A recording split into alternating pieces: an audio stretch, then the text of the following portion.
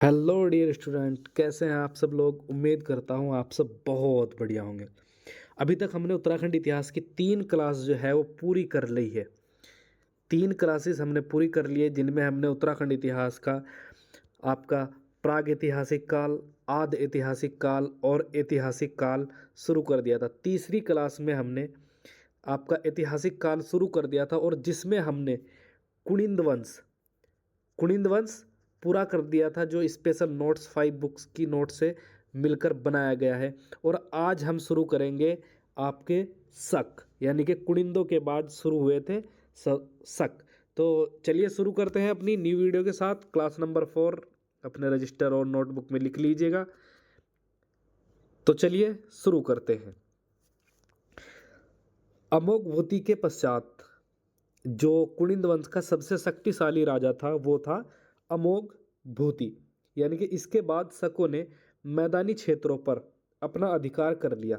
यानी कि जब अमोघ भूति की मृत्यु हो गई तो जो शक आए थे जो उत्तराखंड में, ये इन्होंने उत्तराखंड के मैदानी क्षेत्रों पर अपना अधिकार कर लिया था। ठीक है जी। शकों ने कुमाऊं में शक संवत का प्रचलन किया। यानी कि शकों ने जो था वो कुमाऊं में शक संवत प्रारंभ किया था। इसके शासन की पुष्टि सूर्य मंदिर के में स्थापित मूर्तियों से हुई है।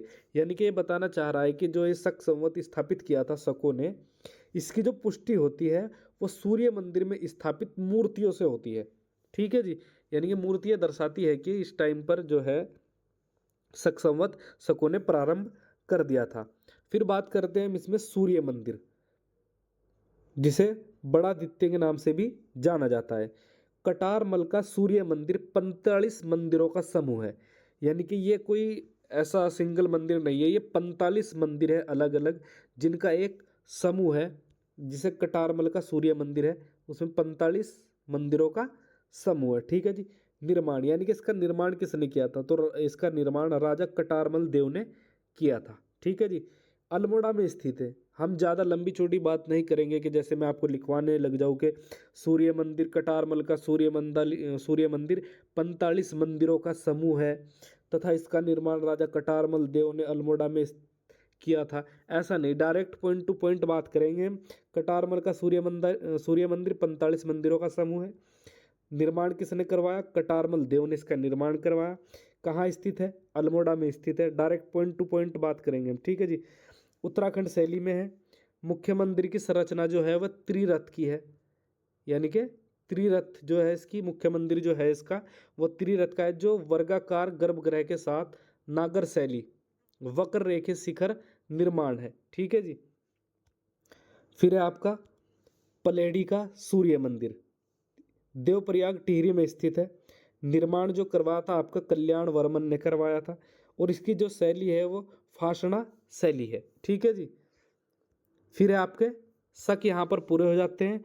शकों का ज़्यादा लंबा चौड़ा इतिहास हमें नहीं पढ़ना है, हम वो भारत के इतिहास में देखते हैं। उत्तराखंड के इतिहास में इनका इतना खासा कोई महत्वपूर्ण योगदान नहीं रहा जिसके हम अपनी नोटबुक इनके इतिहास के बारे में भरे। इतना जानना हमारे लिए बहुत था। फिर आ जाते हैं आपके कुषाण। कुषाणों के बारे में पढ़ते हैं। इस वंश की सीमा भारत से बाहर तक फैली थी। ठीक है जी। एग्जाम्पल यानी कि कहाँ कहाँ, जैसे चीन में, अफगानिस्तान में, जम्मू और कश्मीर में। ठीक है जी। शकों के बाद कुषाणों ने तराई क्षेत्र पर अपना अधिकार स्थापित कर लिया। बाज दफा क्या करता है, एग्जामिनर पूछ लेता है कि शकों के बाद किस क्षेत्र पर जो है कुषाणों ने अधिकार किया था, तो वो था आपका तराई क्षेत्र पर। ठीक है जी। यहाँ पर आपको कंफ्यूज नहीं होना। कभी वो बाबर क्षेत्र दे दे और भाबर क्षेत्र दे दे और पूछ ले कि कौन से क्षेत्र थे, तो आप याद रखेंगे तो क्षेत्र का नाम है आपका तराई क्षेत्र पर। ठीक है जी। कुषाण चीन से आए थे।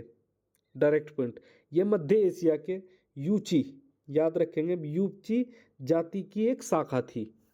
कहाँ से आए थे? चीन से आए थे। मध्य एशिया के यूची जाति की एक शाखा थी। फिर है भारत में इस वंश का संस्थापक।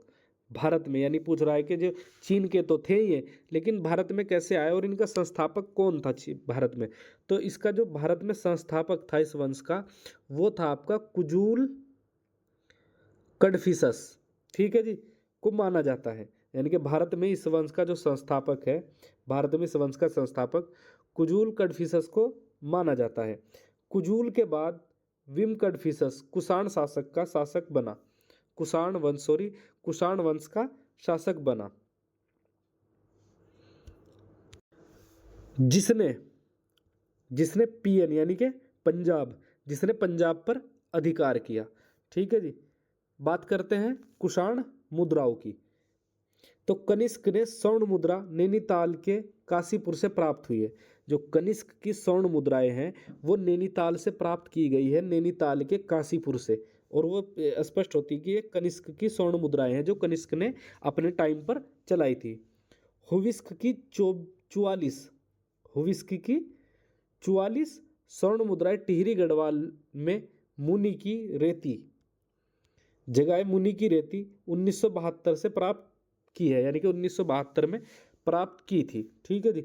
ये आपके लिए इंपॉर्टेंट हो जाता है टॉपिक, मैंने इस पर लिख भी रखा है कि इंपॉर्टेंट 7 कुषाण स्वर्ण मुद्राएं। एग्जामिनर पूछ लेता है आपसे बाज दफा कि 7 कुषाण स्वर्ण मुद्राएं कहाँ से मिली है। तो खटिया के पास कंचनपुरी में, खटीमा होता है, खटीमा के पास कंचनपुरी नामक स्थान से मिली है। ठीक है जी। इस मुद्रा पर राजा वसु और मिस्र के राजा का नाम अंकित है। मिस्र का राजा था और राजा वसु का जो है इस मुद्रा पर नाम अंकित है। वायुदेव द्वितीय की 5 स्वर्ण मुद्राएं काशीपुर से मिली है। ये पूरा पॉइंट जो है आपके लिए इंपॉर्टेंट हो जाता है, इसे आप याद रखेंगे कि वासुदेव द्वितीय की 5 स्वर्ण मुद्राएं काशीपुर से मिली है। फिर है आपका वायुदेव फर्स्ट यानी कि वायुदेव प्रथम की जो है 3 स्वर्ण मुद्राएं बिजनौर से मिली है। कहाँ से मिली है? बिजनौर से मिली है। ठीक है जी। फिर है आपका कांति प्रसाद नौटियाल ने अपनी पुस्तक, ये आपके लिए इम्पोर्टेंट हो जाता है क्योंकि एग्जामिनर जो करता है बाज़ दफ़ा क्या करता है, किसी राइटर का, किसी इतिहासकार का जो है वो नाम दे देता है आपको। जैसे केपी नौटियाल, वो आपसे पूछ लेगा कि कांति प्रसाद नौटियाल की किस पुस्तक में गोविशाण का उल्लेख किया गया है। ठीक है जी। तो आपको मैं पॉइंट बता देता हूँ आपको। ये कांति प्रसाद नौटियाल ने अपनी पुस्तक का नाम जो है आप याद रखेंगे, वो पुस्तक का नाम पूछ लेता है आपसे, archaeology of Kumaon. Archaeology of Kumaon में गोविशाण का उल्लेख किया, उसे कुषाणों का प्रमुख नगर बताया। यानी कि गोविशाण को जो है वो कांति प्रसाद नौटियाल ने कुषाणों का प्रमुख नगर बताया है। और ये किस पुस्तक में मिलता है? केपी नौटियाल की आर्कियोलॉजी ऑफ कुमाऊं में। ठीक है जी। फिर देखते हैं उत्तर कुषाण काल, यानी कि कुषाणों के बाद का समय, यानी कि जब कुषाण जो थे उनका टाइम पीरियड जो है वो समाप्त हो गया था, या कुछ एक आधा जो राजा बचा था उसके बाद का जो समय है उसे कहते हैं हम उत्तर कुषाण काल। ठीक है जी। तो उसमें आए थे आपके जो योद्धे गणराज्य, युगसैल का वर्ष गणीय गोत्रीय वंश, शिव भवानी वंश, कुलूत वंश, गोविशाण का मित्र वंश। ये आप गूगल कर लेना, मैंने डायरेक्ट लिखा है क्योंकि ये इतना इंपॉर्टेंट नहीं हो जाता है हमारे लिए। ये केवल मैंने लिखा है जिससे आप जानकारी पढ़ ले, ज़्यादा कुछ नहीं है इसके बारे में। फिर आ जाते हैं हमारे गुप्त काल। ये हमारे लिए इम्पोर्टेंट हो जाता है क्योंकि गुप्त काल भारत के इतिहास में भी हम देखते हैं, वहाँ पर भी इससे अच्छे खासे क्वेश्चन बन जाते हैं। ये आपके लिए, केंद्र के लिए भी आपके लिए इम्पोर्टेंट हो जाता है और आपके राज्य के लिए भी ये इम्पोर्टेंट हो जाता है। तो हम इसे क्यों ना अच्छी तरह से पढ़ लिया जाए। हम जो है अपनी दृष्टि जो है वो केंद्र की ओर, राज्य की ओर ज़्यादा रखेंगे क्योंकि अभी हम केवल राज्य का पढ़ रहे हैं। जब हम केंद्र का पढ़ेंगे, भारत का इतिहास, तो उसे हम और उल्लेख से इसका अध्ययन करेंगे गुप्त काल का। तो इसमें देख लेते हैं 275 से 600 ईस्वी तक का काल जो था आपका वो गुप्त काल था। मौर्य वंश के बाद इन्होंने ही शासन किया, यानी कि मौर्य वंश जो था, मौर्य वंश के समाप्ति के बाद जो शासन किया वो किन्होंने किया? गुप्तों ने किया था। ठीक है जी। इस वंश ने 300 साल शासन किया। कितने साल? 300 साल शासन किया। गुप्त काल को भारत का स्वर्णिम युग माना जाता है, यानी कि जो गुप्तों का काल रहा था इसे भारत का स्वर्णिम युग माना जाता है। इसमें जो था वो तरक्की कर रहा था इस टाइम का, जो इसमें लेखन कला, चित्रकला, इनका कुछ हद तक जो है वो विस्तार और प्रमुख होता चला गया था। फिर है गुप्त वंश के शासक। ठीक है जी। तो पहला है आपका श्रीगुप्त, 275 में ये संस्थापक रह चुके हैं। ठीक है जी। घटोत्कच 280 से 320 ईस्वी तक, ये इसका उत्तराधिकारी था श्रीगुप्त का। फिर है आपका तीसरे नंबर का चंद्रगुप्त प्रथम 320 से 335 ईस्वी, 15 साल का शासनकाल है। इस वंश का प्रथम स्वतंत्र शासक माना जाता है। यानी कि जो ये दो शासक थे ऊपर वाले आपके, एक आपका श्रीगुप्त और घटोत्कच, ये किसी के अधीन रहकर कार्य कर रहे थे। किसके अधीन? मौर्यों के अधीन मान सकते हैं इन्हें, कि मौर्यों के किसी राजा के अधीन हो या पास के किसी राजा के अधीन हो। परंतु जो आपका चंद्रगुप्त प्रथम है, ये 320 से 335 तक जिसका शासन रहा, ये इस वंश का यानी कि गुप्त वंश का जो है ये स्वतंत्र शासक था। इसने गद्दी पर बैठते ही क्या कहा था कि मैं ही राज्य हूँ, मेरी ही बात मानी जाएगी। ठीक है जी। महाराज की उपाधि धारण की थी। जैसे मैंने आपको बताया कि गद्दी पर बैठते ही इसने अपनी राजा वाली पूरी फीलिंग ली और बताया कि मैं ही राज्य हूँ, मैं ही सिंहासन हूँ। जैसे बाहुबली में कहते हैं ना, मेरा हुक्म ही मेरा राज्य है, मेरा शासन ही मेरा राज्य है।